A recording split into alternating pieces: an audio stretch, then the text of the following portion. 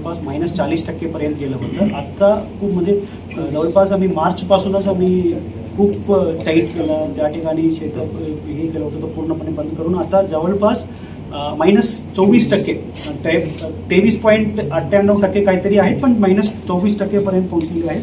आणि जुलैपासून सोलापूरमध्ये तर माझा अपेक्षा तुम्हाला सर्वांना माहिती असेल की पाऊसचा परिणाम चांगला होऊन जाईल. त्यामुळे आता मागच्या वर्षी अपेक्षा यावर्षीचे परिणाम खूप चांगल्या पद्धतीने आहेत. आणि सगळं म्हणजे फक्त उजनी डॅममध्ये नाही, मध्य प्रकल्पाच्या सुद्धा 1-2 ठिकाणी सोडून बाकी सगळ्या ठिकाणी पाणी सुरळीतपणे आहेत, कुठेही काही प्रॉब्लेम नाही आहे. जुलैमध्ये ॲज युजुअल पाऊस सुरू झाला तर कोणतेही प्रॉब्लेम आम्हाला येणार नाही. गोकुळ कारखाने दोन्ही कंपनीचे प्रतिनिधी आणि आमचे एअरपोर्ट मॅनेजर असो या टर्मिनल मॅनेजर असो, त्यांच्या बैठक मी ॲक्च्युली पुढच्या आठवड्यामध्ये मी नियोजन केलं होतं. पण याच्यामध्ये नाईट लँडिंग करण्यासाठी नाईट लँडिंगचं करू आपण. या व्यतिरिक्त विजिबिलिटी कमी होऊन बद्दल झालेली आहे. तर दोन विषयाबद्दल त्यांच्या पद्धतीने कशा पद्धतीने आपल्याला विजिबिलिटी एक्स्ट्रा करून आता सुरळीतपणे फ्लाईट चालवता येईल. आणि नाईट लँडिंग खास करून नाईट लँडिंग करायचे जे काही नियोजन आहे ते मी पुढच्या आठवड्यामध्ये याच्यामध्ये दोन्ही मीटिंगला बोलवलं. 2 कंपनीचा प्रतिनिधी, टर्मिनल मॅनेजर आणि एअरपोर्ट मॅनेजर तिघांनाही बोलून मी तुम्हाला माहिती देतो.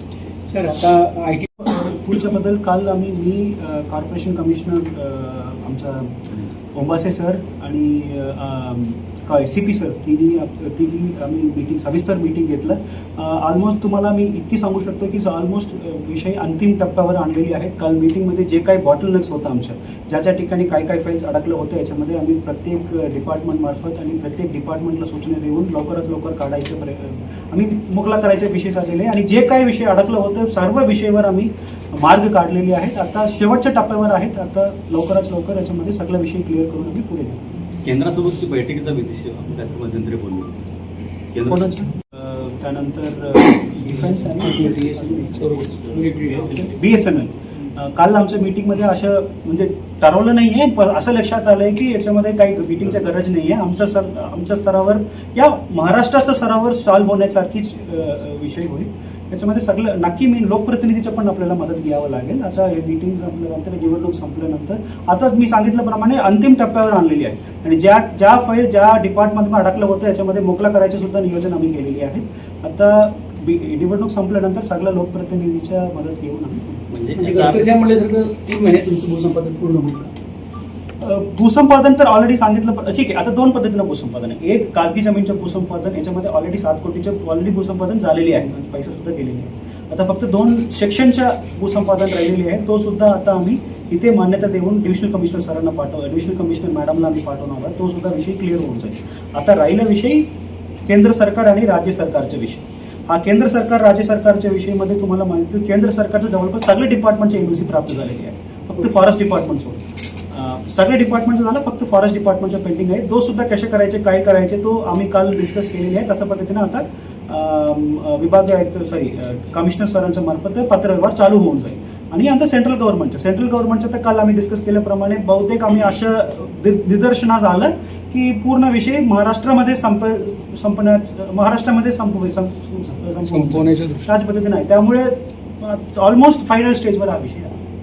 महत्त्वाचा विषय एक तुम्ही म्हटल्याप्रमाणे डबल डिजिटमध्ये पाणीतून बुडून होण्याच्या मृत्यू संख्या डबल डिजिटमध्ये असं आहे. मागच्या वेळी माझं माहितीप्रमाणे डबल डिजिट नव्हतं, 7 ते 8 लोकांचा मृत्यू झाला होता. पण तरीसुद्धा विषय गंभीर आहे. त्याच्यामध्ये नॉर्मली आम्ही काय करतो, एक टीम तयार करतो, रेस्क्युअर्सची टीम करतो. तो कालावधीपर्यंत आम्ही लावतो. 8 तासाच्या ड्युटी देऊन ते पूर्ण दोन्ही ठिकाणी नदीच्या ह्या अलीकडे आणि पलीकडे दोन्ही ठिकाणी आम्ही असं करायला प्रयत्न करतो. या व्यतिरिक्त यावेळी आम्ही स्पीड बोट पण वापरायला आम्ही प्रयत्न करत आहे, जेणेकरून रेस्क्यू लवकरात लवकर होईल. पण कायमस्वरूपी हा विषय मिटवायचं म्हटलं तर आपल्याला म्हणजे खाली बेट आहेत आणि प्रत्येक ठिकाणी उंची म्हणजे डेप्थ किती आहे तो आपल्याला करायचे. तो लिडार स्कॅन IIT बॉम्बेच्याकडून आम्ही ह्या वारीमध्ये तर होणार नाही, पण पुढच्या वारीच्या अगोदर ॲटलिस्ट वारी संपल्यानंतर म्हणजे आमचं जुना दगडी पूल आहे तिथून माझ्या माहितीप्रमाणे विष्णुपद मंदिर त्या दोन्ही ठिकाणच्या जो सरफेस बेड कसे आहेत, डेप्थ किती आहेत, तो पूर्णपणे आपल्याला IIT बॉम्बेची एक लीडर टेक्नॉलॉजी आहे. दोन्ही टेक्नॉलॉजी आपण मॅप करून घेतलं तर डेंजरस एरिया आपल्याला मॅप करता येईल. मॅप करता येईल. या आपण त्या ठिकाणी काहीतरी झेंडा लावून अलर्ट रेड कलर झेंडा लावून सांगू शकतो की इथून आपल्याला डेंजर होईल. तो बेड मॅपिंग करणं याच्यामध्ये खूप महत्त्वाचं आहे. याच्यामध्ये टेक्नॉलॉजी आयडेंटिफाय पण झालेली आहे. आता वारीच्या अगोदर मी पूर्णपणे प्रयत्न करतो, असेल तर लवकरात लवकर ही बेड मॅपिंग केलं तर कायमस्वरूपी हा विषय मिळेल. सेफ झोन आणि डेंजर झोन हे जर त्यांना इंडिकेट केलं तर प्रत्येक तुम्ही फॉरेनमध्ये बघितलं तर 3 पद्धतीने झोन असतात: ग्रीन, येलो, रेड. ग्रीनमध्ये कोणीही जाऊ शकतं, वयस्कर असो या कोणीही जाऊ शकतं. येल्लोमध्ये फक्त स्विमिंग माहिती असलेले लोक जाऊ शकतात. रेडमध्ये कोणी जाऊ शकत नाही. असं जुना दगडी पूल पासून विष्णुपद मंदिरपर्यंत असलेल्या झोनाचं आम्ही पूर्णपणे मॅपिंग करून घेऊ लवकर.